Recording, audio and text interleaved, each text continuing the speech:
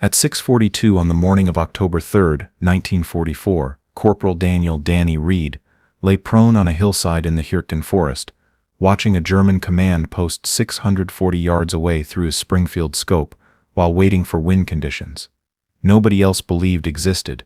26 years old, former Wyoming wind turbine technician, 8 confirmed kills. The Germans had established 3 regimental command posts in the forest, and their officers were coordinating defensive operations that had stalled the American advance for 6 days. Reed's company commander had called his wind-reading method meteorological nonsense. The battalion's scout sniper instructor said waiting for phantom wind windows would waste opportunities. His spotter said a turbine mechanic who'd spent 4 years watching wind patterns had no business claiming he could predict minute-long calm periods. When Reed had explained his technique 3 days earlier, the captain wanted to know if he was serious. Reed explained he'd maintained wind turbines in the Bighorn Basin.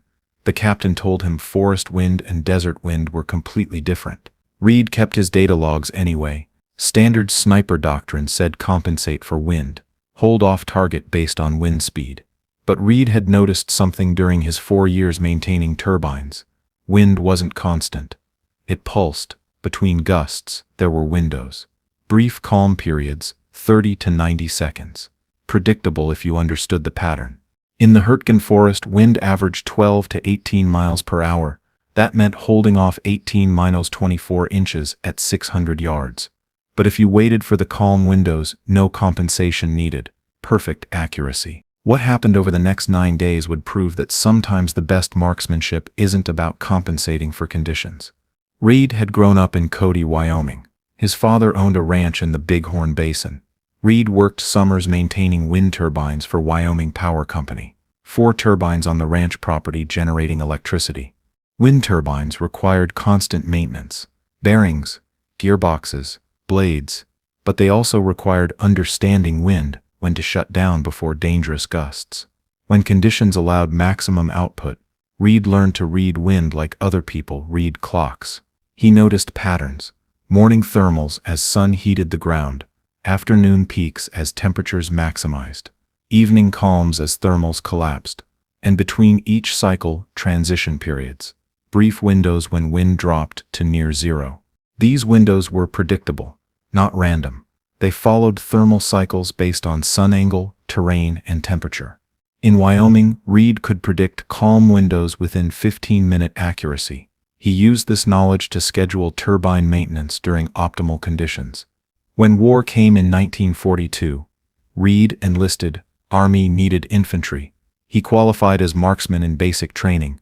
By 1944, he was assigned as company sniper, Springfield 1903A4, with inertial scope. Reed's first combat was September 1944. Hürtgen Forest. Dense terrain. Limited visibility. German defensive positions everywhere. The fighting was brutal. Close range. Bunkers. Trenches. Snipers on both sides. Reed scored his first kills in late September. Standard shots, 300 meters, 400 yards. Compensated for wind. Hit targets. But accuracy was poor. Wind in the forest was chaotic, variable. He was missing as many shots as he hit. On September 28th, Reed started keeping logs. Wind speed, direction, temperature, time of day. He recorded conditions every 30 minutes, built a data set, looked for patterns. By October 1st, he'd found them. The same thermal cycles from Wyoming existed in the Hürtgen Forest. Morning calms around 6:30 to 7 o'clock. Afternoon calms around 15 o'clock to 15:30. Evening calms around 18:30 to 19 o'clock. Each window lasted 30-90 seconds. Predictable. Reed tested his theory. On October 2nd, at 6:37, he waited for the morning calm window. Wind averaged 14 miles per hour. At 6:41, it dropped to 2 miles per hour. Reed engaged a German officer at 580 yards. No wind compensation. Center mass hold. Perfect hit. The officer dropped. Reed had confirmed his method worked. On October 3rd at 6:42, Reed was back in position. Different hillside. Same method. He'd identified a German regimental command post 640 yards away. Intelligence said a colonel commanded from that position. Killing colonels disrupted German coordination more than killing soldiers. Reed observed the command post through his scope. Officers moving between buildings. He needed one of them to stand still. Needed them exposed during a calm window. At 6:38, wind was 16 miles per hour. Too much. Reed waited. At 6:41, wind dropped to 8 miles per hour. Getting close. At 6:43, it dropped to 3 miles per hour. Window opening. A German officer stepped out of the command post, stood in the open, talking to another officer. Both stationary, perfect targets. Reed aimed at the senior officer. No wind hold. Center mass. Controlled breathing. At 6:44 he fired. The Springfield cracked. 640 yards away. The German officer fell. The other officer dove for cover. Kill number 9. Reed's spotter, Private Tommy Chen, had watched through binoculars. He'd seen the shot. Perfect accuracy. No wind compensation. Chen asked how Reed made that shot. Reed explained the calm window, showed his data logs, the patterns. Chen was skeptical but impressed. Over the next 9 days, Reed would kill 33 more German officers using the same method. October 4th. Morning calm window. 6:41 to 6:43. German captain at battalion command post. 610 yards. Center mass hold, 1 shot. Kill number 10. Inchy October 4th. Afternoon calm window. 15:02 to 15:04. German major coordinating artillery. 590 yards. Headshot. Kill number 11. October 5th. Morning calm window. 6:39 to 6:42.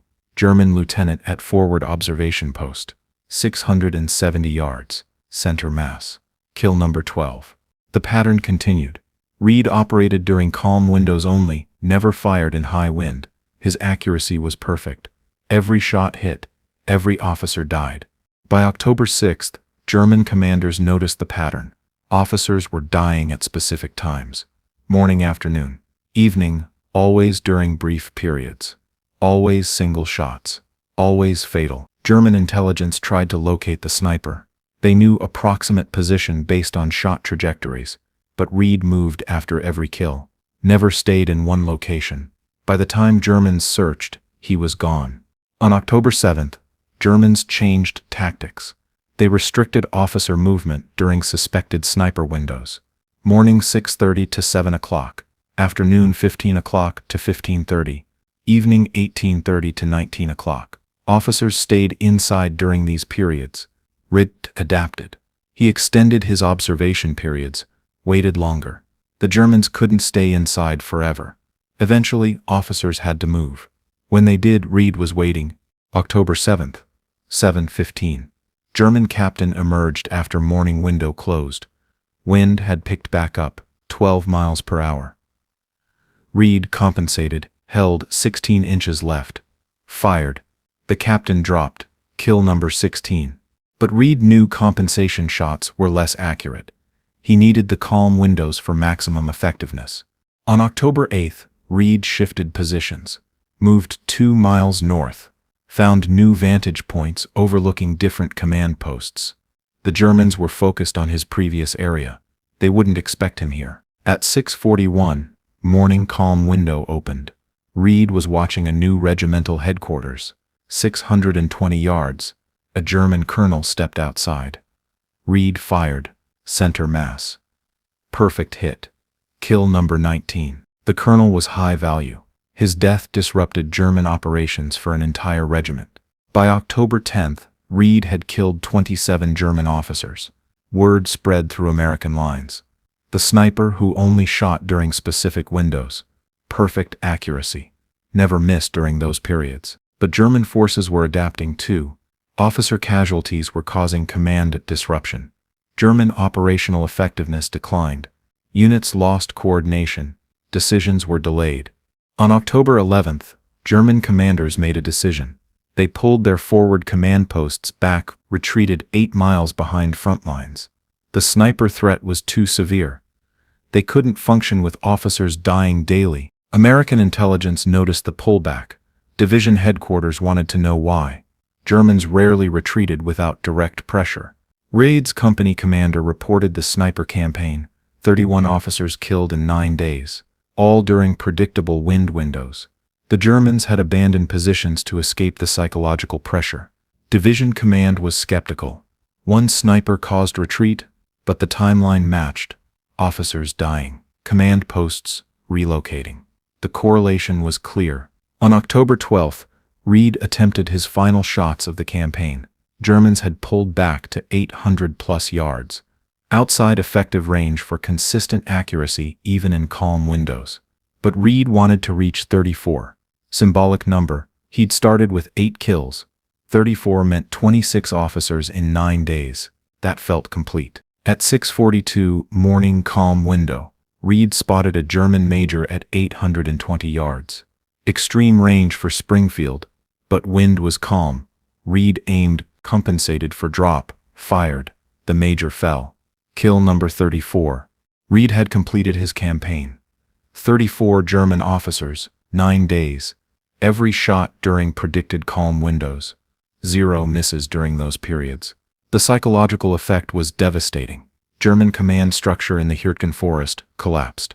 Officers refused to operate from forward positions. Communication broke down. American advance resumed. Reed's method was documented by Division Intelligence in November 1944. The report detailed his wind reading technique.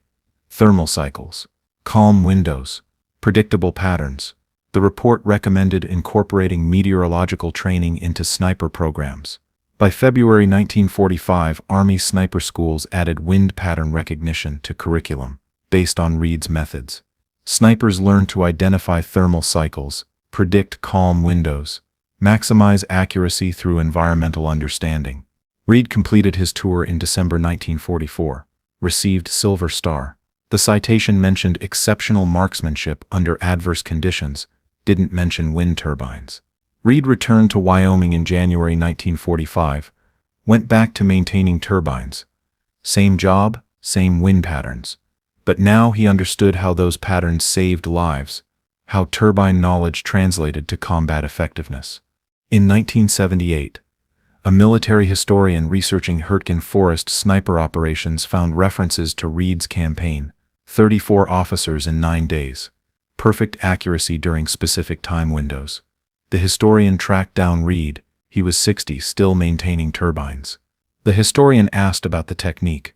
Reed explained thermal cycles, how morning sun heated ground creating updrafts, how afternoon peaks followed maximum temperature, how evening produced calms as thermals collapsed. The historian asked how Reed discovered this.